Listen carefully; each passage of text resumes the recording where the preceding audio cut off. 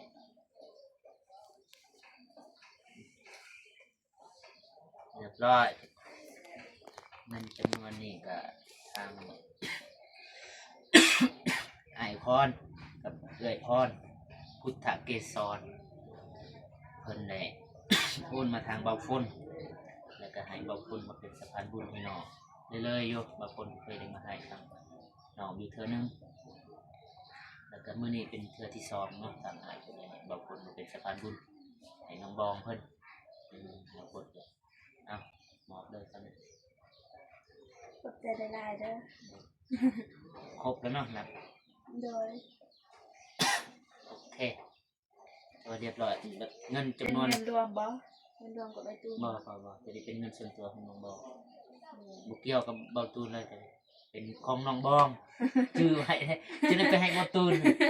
คิดว่ารวมกับน้องก็สิแบ่ง บ่เกี่ยวกับเบาตูนตัวนี้เป็นเงินที่อ้ายโอนให้น้องบองโดยเฉพาะอะ โดย โอนให้น้องบองโดยเฉพาะแล้วแต่น้องบองไปใส่ใจส่วนตัวนะแล้วก็ซื้อข้าวซอบนึง โดย ให้น้องบองนะซื้อข้าวซอบนึงแล้วก็ว่าสิให้ทางน้องเพิ่นอีกสาวบ่เพิ่นก็สิบ่ขอเว้าเนาะแล้วก็เดี๋ยวติดตามคลิปต่อไปว่าเป็นเท่าไหร่เพิ่นสิไปให้อีกเทื่อนึง โดย ส่วนเงินที่ว่าเรือนี่ก็เป็นเงินของอ้ายเพิ่นให้บ่เพิ่นไปมอบให้แต่บ่เพิ่นก็สิบ่เว้าในคลิปนี้เนาะบ่เพิ่นสิเว้าคลิปต่อไปแต่ว่าถ้าเบิ่ง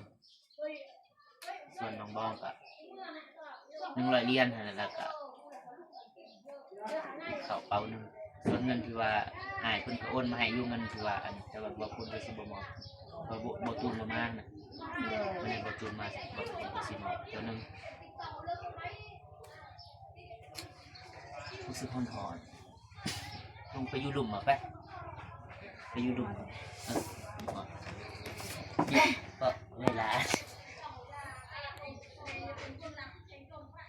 ไปก็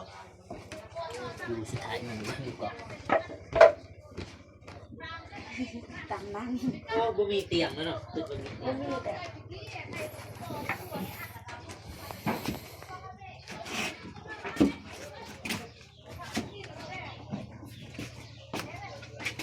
เกิน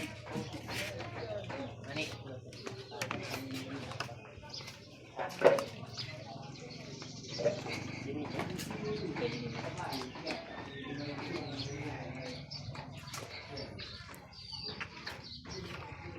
สมมุติเนาะสมมุติว่าน้องมีเงิน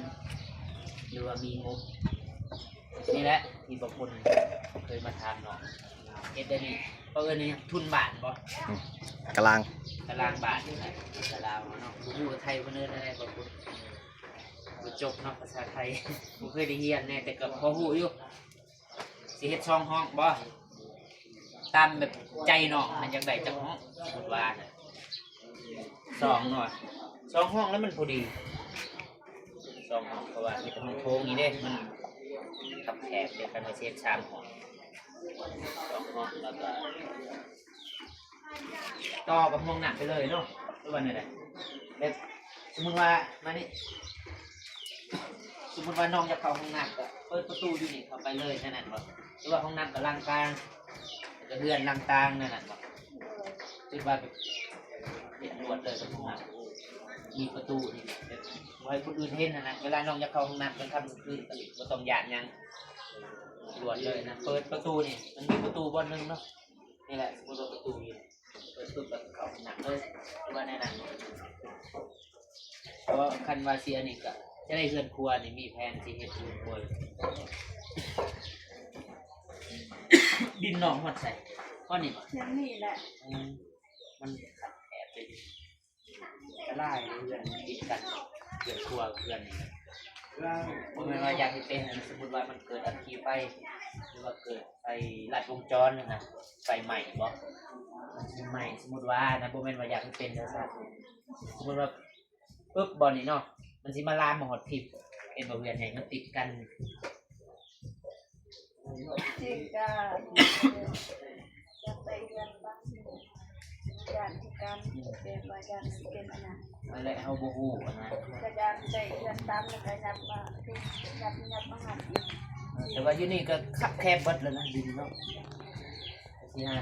พูดดินเข้าอีกเนาะทางเขาบ่คายบ่ทาง บ่ คือตัวอย่างง่ายตัวอย่างซื้อได้สมมุตินะมันเป็นไปได้เนาะมันบ่แน่นอนนะเฮาก็กันดีกว่าแก่กฎหมายว่าหลายว่าเมื่อเกิดปึ๊บเรือนนั้นตัวนี้บ่อยู่เลยเรือนนั้นมันติดกัน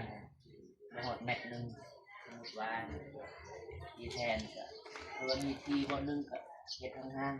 เป็นครัวเกิดใหญ่ของน้ำมานี่ว่านี่สไตล์นี่ตู้สักผ้าที่บางคน พาน้องบองไปซื้อเพื่อนแหละยูเซ่พุ่นน่ะไปฮอตเซ่ได้ตู้สักผ้ายี่ห้อซัมซุงยี่ห้อไทยว่าบูคือกันตอนนิยม หอไทย ซัมซุงตัวดีน่ะ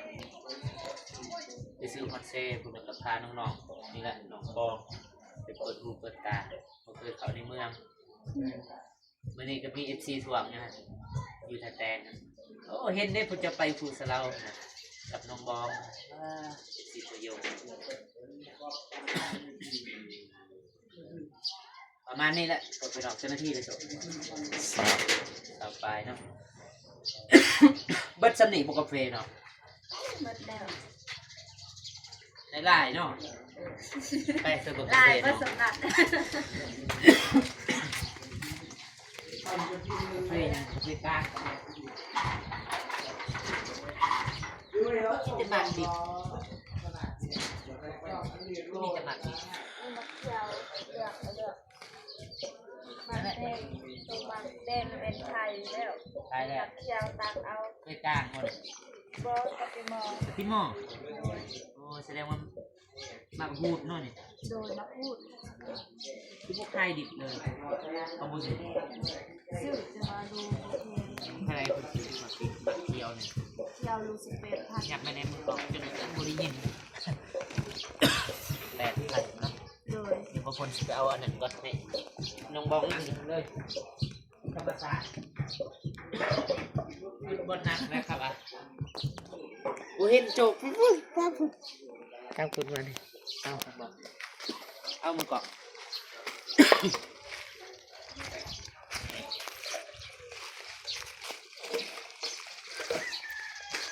แย่งวะนี่แหละมานั่งนี่แหละกาแฟน้องบองเบิดปีเท่านี้แหละ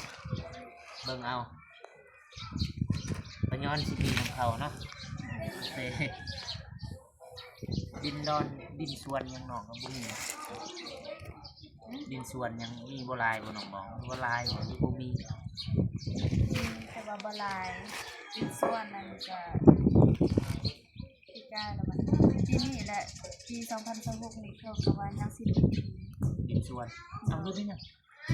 แล้วก็เป็นเส้นทาง โอ้ทางคุณ ใหญ่เลย ใกล้ๆสวนบางคน ส่วนที่ใกล้นั้น แต่ว่าบ่ทันได้เฮ็ดบ่ทันน่ะบ่ทันหอดเนาะ ยังบ่ทันทอด ต้องประสบมันบ่ดู โดย รู้อยู่ว่าปีหนึงมันรายรับคือกาแฟของน้องมันได้จากบ้านปีหนึง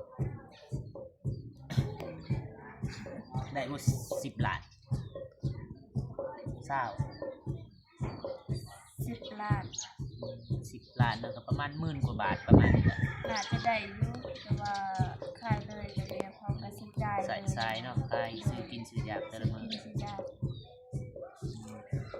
เอ้าเข้าเรื่องเทื่อนึงเนาะพี่น้องเงินที่บอกคนมามอบทางน้องบ้องเป็นเงินจากพ่อคอนแล้วก็ไอคอนแล้วก็เดอพรเนาะทางเดอพรแล้วก็ไอคอนพุทธเกศรเป็นได้มอบทั้งในโอกาสหรือว่าเมรีคริสต์มาสเป็นวันคริสต์ มาสนะบางคนก็บ่มีก็บ่ฮู้ปานใดหันนะเป่าเรื่องคริสต์มาสนะเพราะบางคนก็บ่เคยนะบอกตรงๆว่าบ่เคยน้องพ่อฮู้อยู่ติ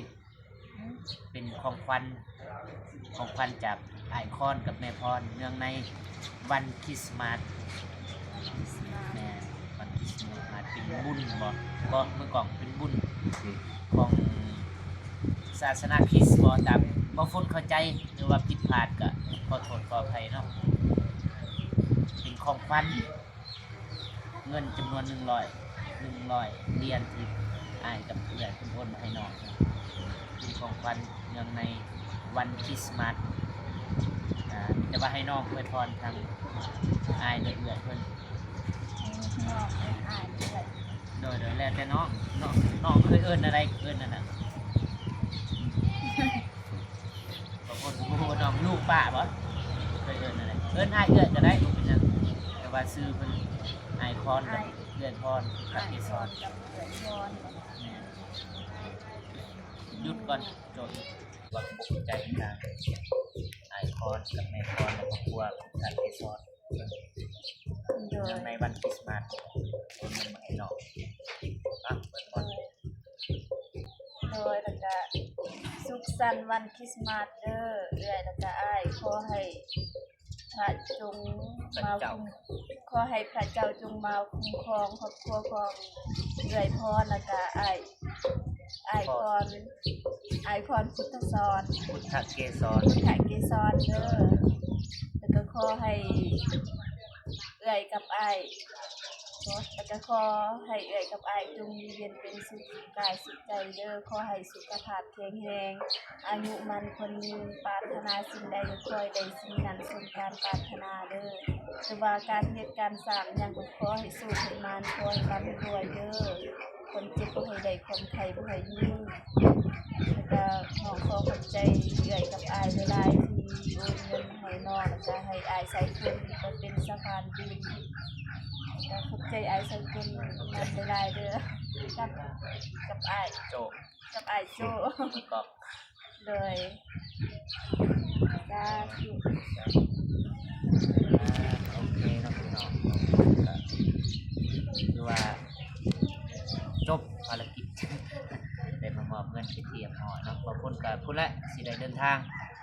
เมื่อเซหรือว่าเมื่อจำปาสักอีกเทื่อนึงเนาะเพอบางคนก็สิไปเช็คเบิ่งรถว่าการรถเพิ่นก็เขาต้องเช็คกันนะเอาสิเดินทางพุ่นแหละไปรับเอาทางแม่ๆเพิ่นทางฝั่งไทยรับเอาทางบ้านบ่เตียงพุ่นแหละอยู่บ้านโคกใหญ่เมืองอุทุมพรแขวงสวรรณเขตเนาะพี่น้อง